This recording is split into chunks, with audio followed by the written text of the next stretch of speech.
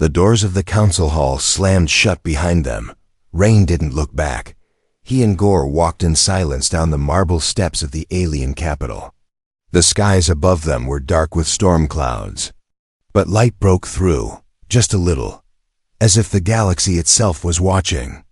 The cameras floated behind them, still rolling, still streaming and across hundreds of planets. People were watching. Children pointed at the screen. Soldiers stood at attention. Leaders paused their speeches. The forgotten finally felt seen. A human and a beast, side by side, walking not as weapons, but as living proof that monsters are not always born. Sometimes they're made, and sometimes they break their chains. Rain and Gore stopped at the edge of the city. Behind them stood towers built by fear.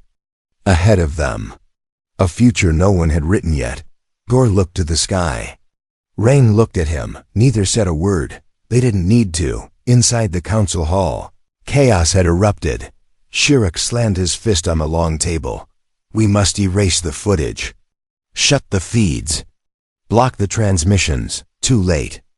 Across every system, from rich worlds to dust-covered colonies, people had seen the truth, the lies, the courage, the beast that didn't kill, the human that didn't break. And now they asked one thing. If they lied about this, what else are they hiding? Protests started. Alliances cracked. New leaders spoke. Rain's name spread across the stars like a spark. And Gore, the beast once feared, now he had a title, the Guardian of Zarthan. Rain returned to a quiet base on a moon near the outer rim. He didn't want medals. He didn't want command. He wanted peace, but peace doesn't always come easy. One evening, a message came through from a young alien commander, trembling. Sir, the council has collapsed. Civil unrest across 5 systems. But we want your help. Rain looked at Gore. The beast let out a soft breath. Not a growl, something like a nod. Rain smiled. Fine, we're not done yet. Weeks later, Rain stood at the top of a stage built on neutral ground. Flags from 100 worlds waved in the sky. The new Galactic Council was forming. This time, with every species represented, even humans. He stood before the crowd. Cameras rolling again. He wore no armor. Just simple clothes. But beside him stood Gore, his claws clean, his eyes calm. No cage, no chains. And when Rain began to speak, silence fell. They sent me to die. They thought I was weak. They thought he was a monster. But they were wrong about both of us. He pointed to Gore. This isn't a pet. He's not a servant. He is my equal, my friend, my proof that hope is still alive in this galaxy. He paused. The old leaders wanted fear. I offer something else, trust. In the audience, reporters whispered. Stunned, an alien elder gasped. Is that the Ravager? A military general blinked and said, he tamed it. No. He walked with it. A child watching from a distant planet smiled and whispered. The human came back, and he wasn't alone. Their faces were priceless. The very ones who once laughed at Earth now listened. The very ones who once called him doomed now followed. And the very ones who created a monster now had to bow before the legend of what he became. Rain looked toward the stars. They thought it was the end of me, he said softly, but it was only the beginning. Gore let out a deep, peaceful sound, not a roar. A sound of home. Together they stepped forward. Not as test subjects, not as forgotten souls, but as symbols of a galaxy that finally opened its eyes. Then, a soft hum in the sky. Rain raised his eyes as clouds above the jungle began to glow. A small black dot appeared, growing larger, descending with a low rumble. The Galactic Council's pickup ship had finally arrived. They came for a corpse. But he was still standing, and he wasn't alone. Gore stood beside Rain, his red eyes calm but alert. The beast had cleaned the dried blood from his claws in a stream before they left the ruins. Rain had wrapped the alien research files tightly in a bag over his shoulder. He touched the side of his neck where the communicator buzzed. "This is Rain," he said firmly. "I'm ready for extraction." There was a pause. Then a voice crackled through the speaker. "Confirmed. Prepare for pickup." They didn't ask if he was injured. They didn't ask if he had completed the mission, because no one thought he would. Survive. As the ship landed in a nearby clearing, its doors hissed open. Armed alien soldiers stepped out in formation. Their rifles pointed low, but their eyes were full of disbelief. One of them muttered, "It's really him." Another whispered, "But what is that thing behind him?" Rain didn't stop walking. Mud clung to his boots. His clothes were torn. His skin was bruised and scarred. But his steps were steady, proud. Beside him, Gore walked like a king returning from exile. The lead officer, a sharp-faced alien with purple skin, stepped forward. "You survived," he said slowly. Rain didn't answer. The officer glanced at Gore, his face twitching with fear. He reached for his weapon. "Step away from the creature." Rain raised his hand sharply. "Don't." The soldier froze. "That creature saved my life," Rain said. "He was never the monster. Your counsel is." He tossed a blood-stained dataship to the officer. It landed at his feet. "Play it." On board the ship, silence filled the cabin as the soldiers watched the recordings. Video logs of the underground lab. Scientists talking about Subject GRX-7. Orders from high-ranking council members. Photos of Shirek standing proudly beside the young beast. By the time the footage ended, no one spoke. The officer looked at Rain. "We have to take you both back, but there will be questions." Rain nodded. "Good. I've got answers." Back on the council planet, a grand meeting was called in the Hall of Worlds. Crowds gathered. Reporters hovered with floating cameras. Alien ambassadors whispered in panic. The chamber doors opened slowly, and the world froze.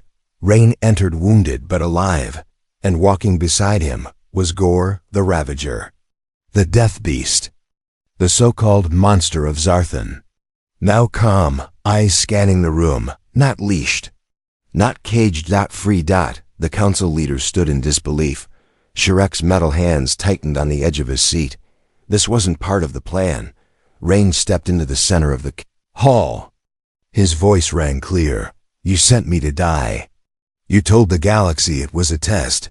He held up the dataship.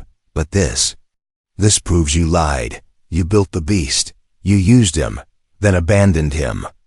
And you've done it to others before me." He pointed toward Gore.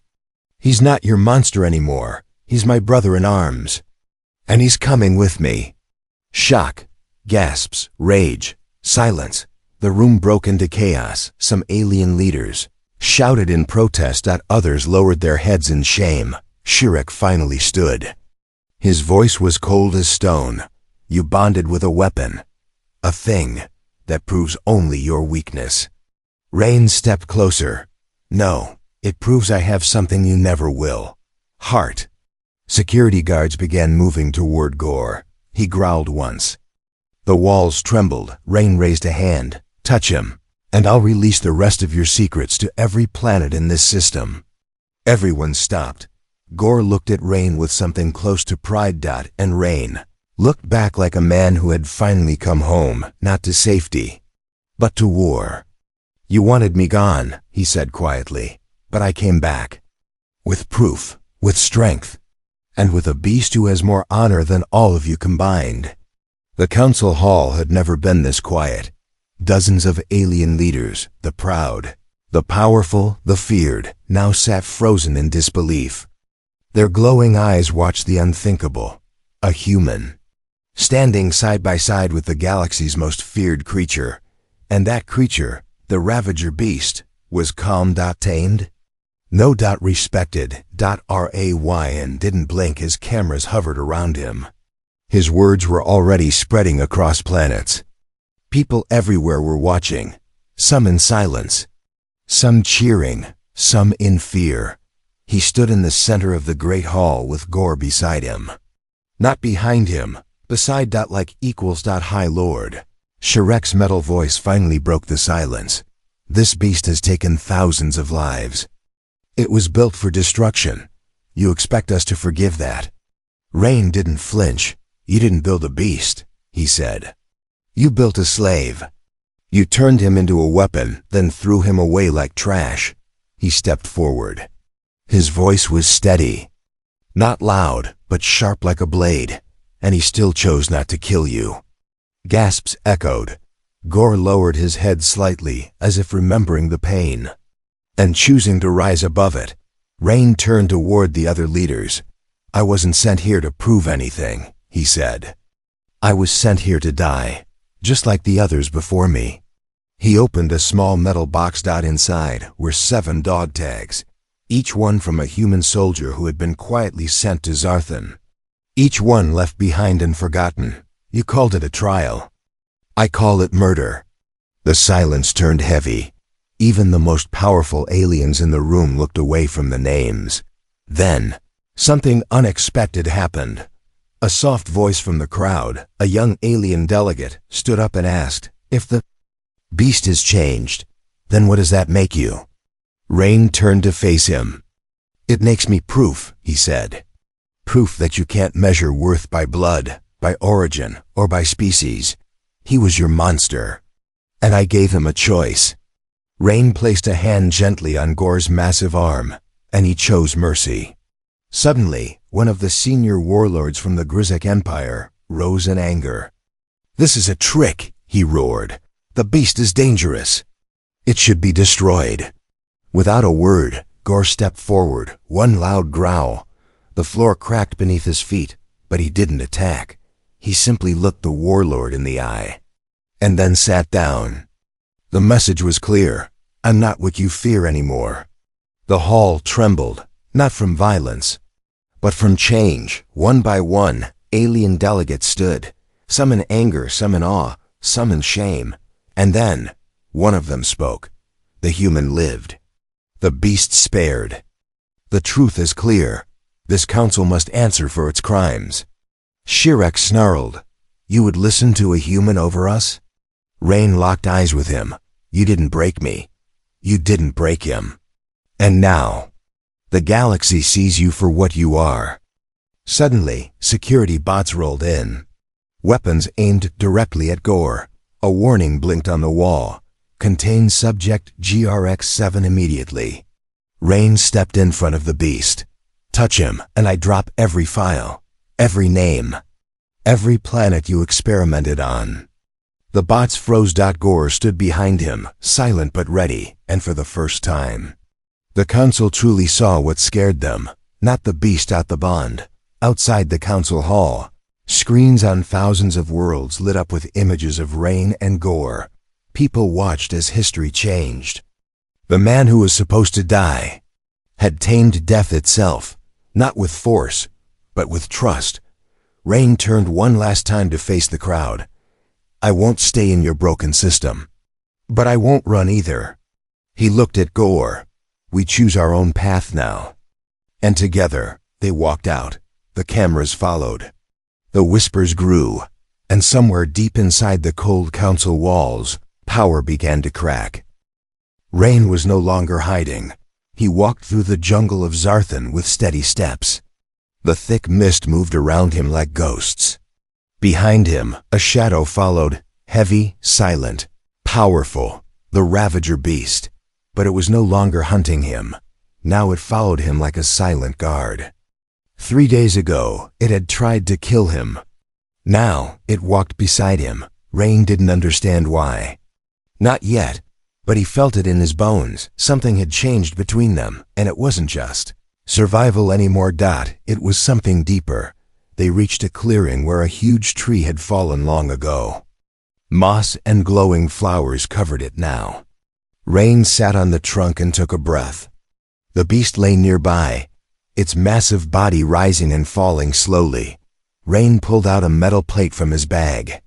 It was part of an old helmet he had found near the graveyard of bones. On it, a name was scratched, Zuran 57, Trial Unit. Rain traced the letters with his finger. Then he looked at the beast. You've seen this before, haven't you? The beast didn't move. Rain placed the plate on the ground and waited. The beast finally stood and walked over. It sniffed the helmet piece, then growled low, not angry, not afraid. Sad. It touched the metal with one claw. Rain's eyes widened. The beast remembered. Later that day, they followed a strange path through twisted rocks and sunken trees. Gore, that's what Rain called the beast now, suddenly stopped. Its ears twitched. It moved ahead carefully. Rain followed and saw it, a giant cave, dark and deep. Symbols carved on the walls, symbols that looked official, military, scientific. This isn't a natural cave, Rain whispered. This was built. Inside they found machines, broken and covered in roots. Metal beds with chains, empty cages, screens full of dust. Everything old, but not forgotten. Gore growled again. Loud this time. Rain looked around and saw it. A photo, cracked and dirty, still stuck to a wall. It showed a younger version of the beast. Standing tall, proud, with scientists in white suits beside it. Gore had once been tamed, maybe even raised. This wasn't a monster. He was a weapon, created by the same council that sent Rain to die. Rain paced the floor, rage building inside him. They made Gore. They trained him.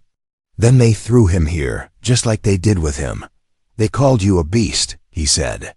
But they're the monsters. Gore sat in the corner, staring at the broken machines. For a moment, he looked smaller, older, like a soldier remembering a war he never wanted. Rain walked over and placed a hand on Gore's shoulder. You're not alone anymore. That night, they returned to the surface. The moonlight fell on the jungle like silver rain. Rain lit a fire. Gore lay nearby again, eyes on the stars.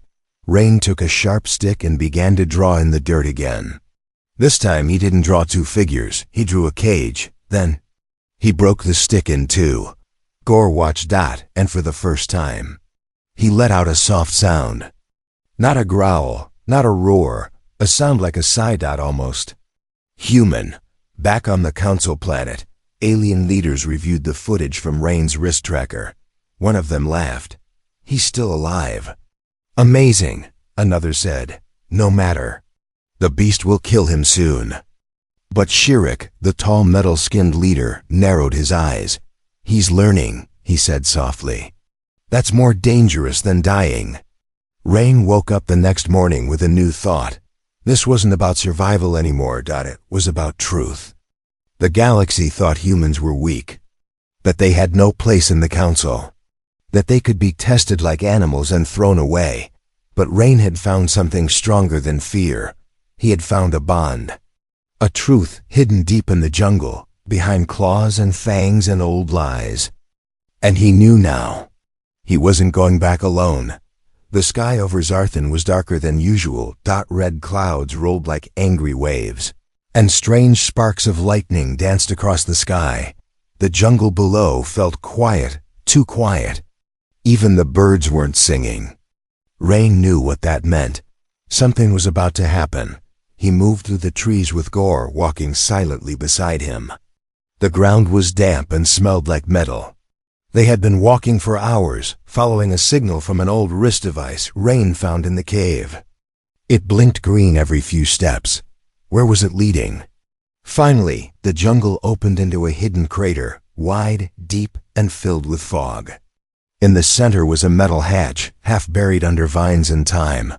Gore stopped, his body tensed. His growl was low and full of warning.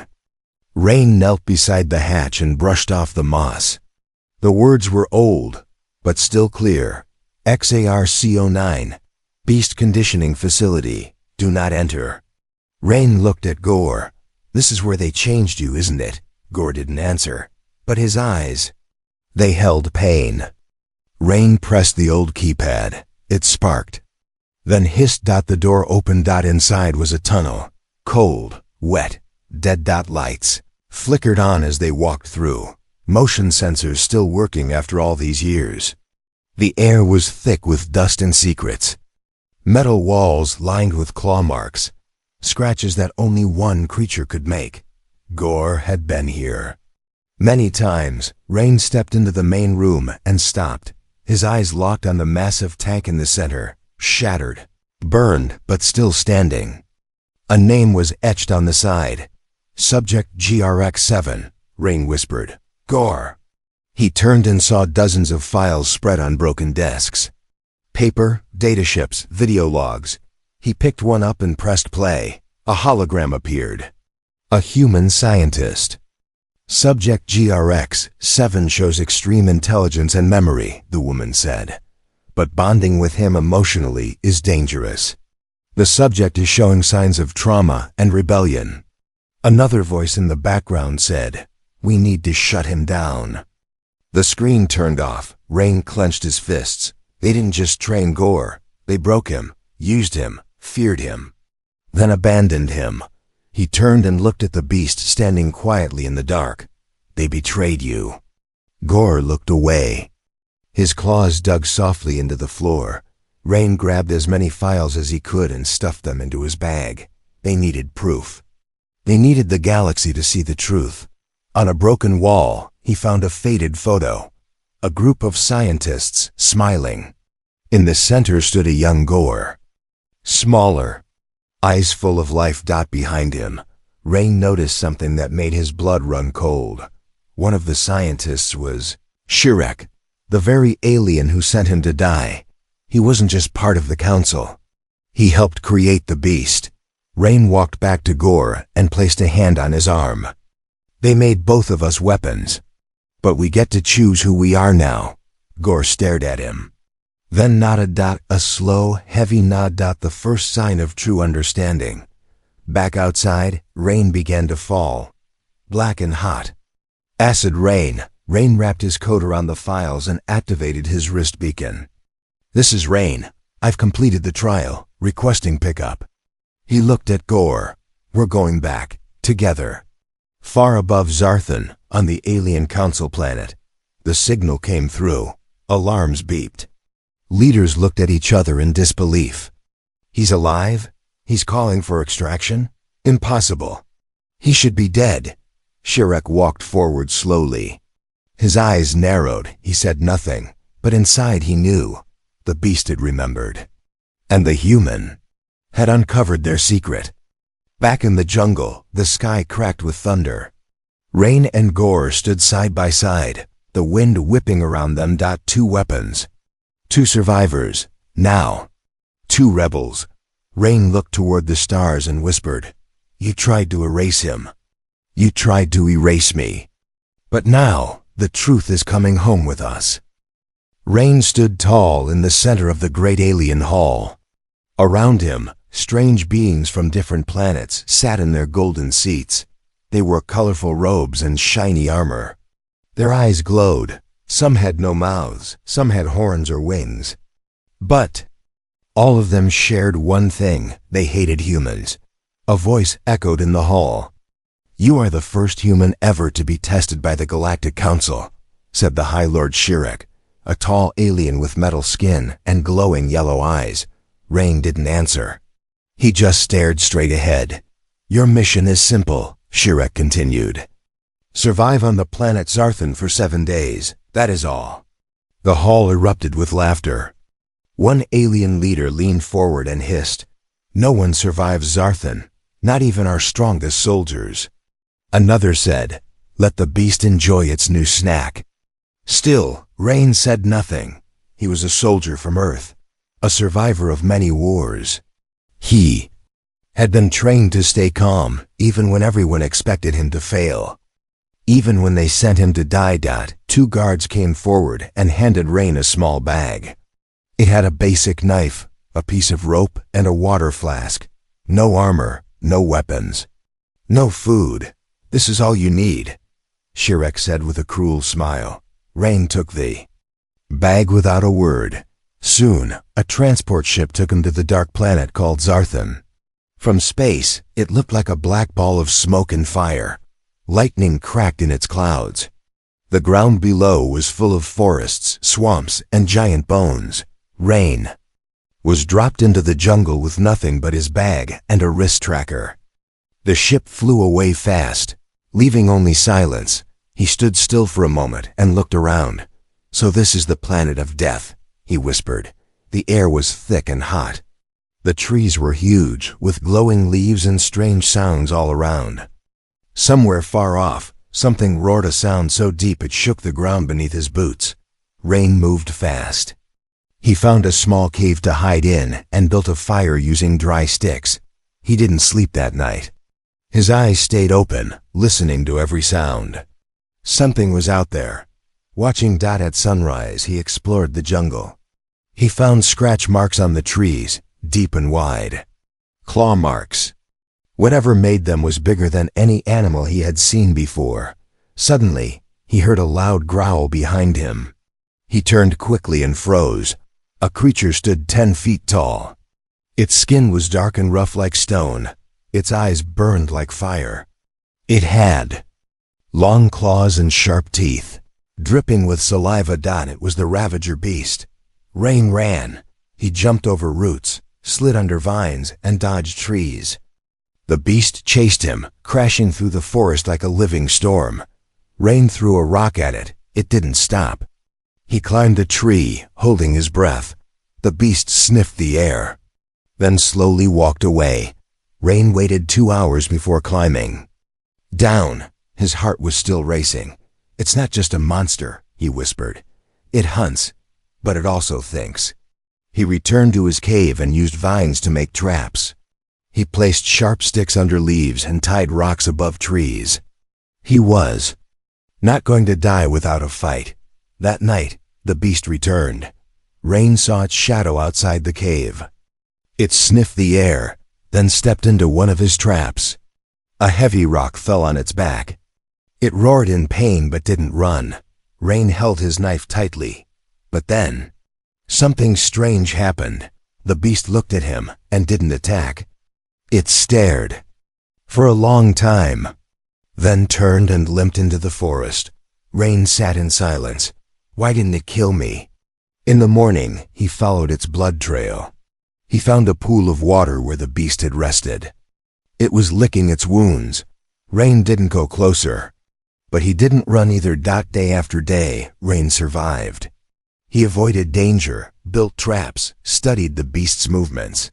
Each time they met, the beast came a little closer, but never attacked.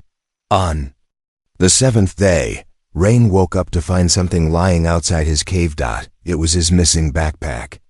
The one the aliens took from him before dropping him here. He stepped out and picked it up slowly. The beast was sitting nearby, watching him. Rain looked into its eyes and saw something strange. It wasn't just an animal.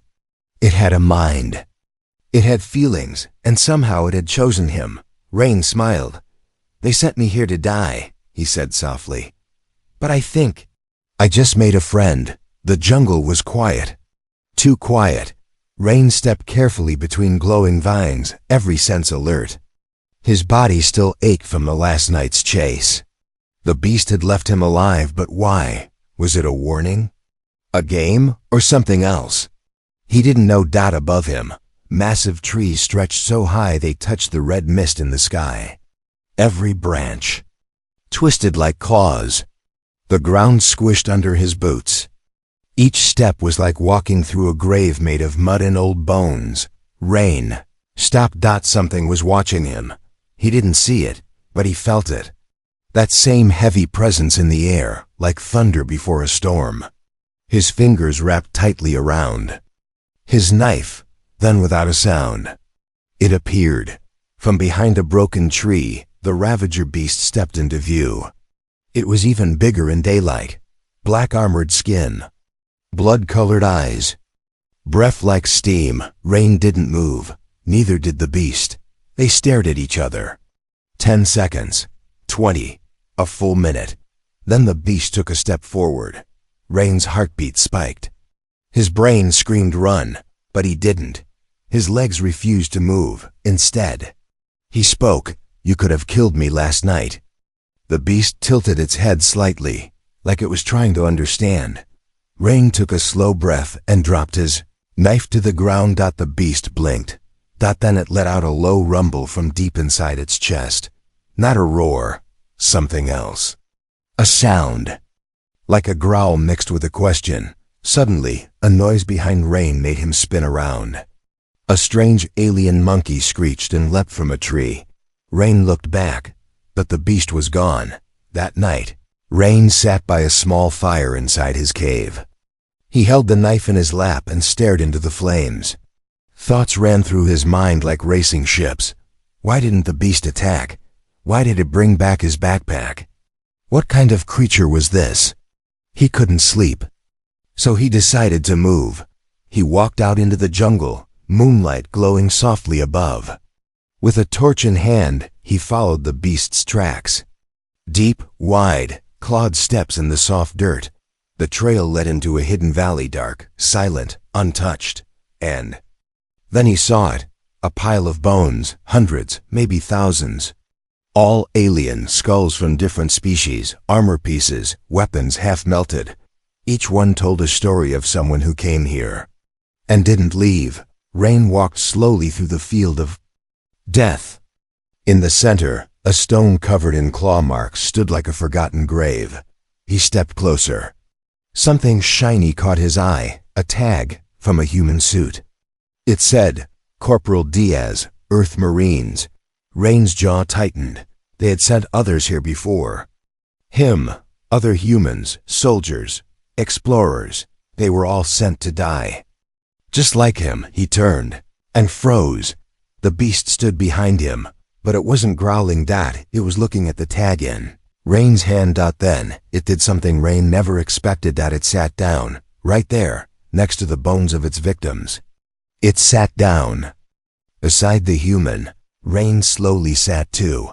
The fire in the beast's eyes was still there, but softer now.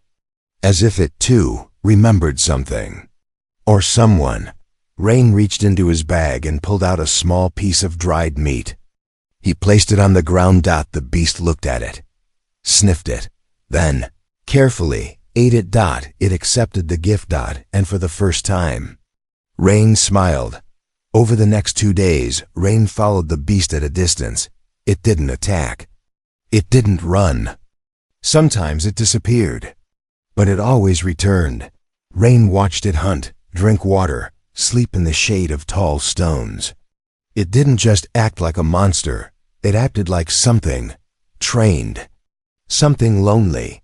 He noticed how it avoided traps, how it never harmed animals without reason. It was smart, controlled. It was not a wild killer. It was something more. One morning, Rain tried something risky. He picked up a long stick and carved a symbol in the dirt, a human figure beside a beast. Then he stepped back.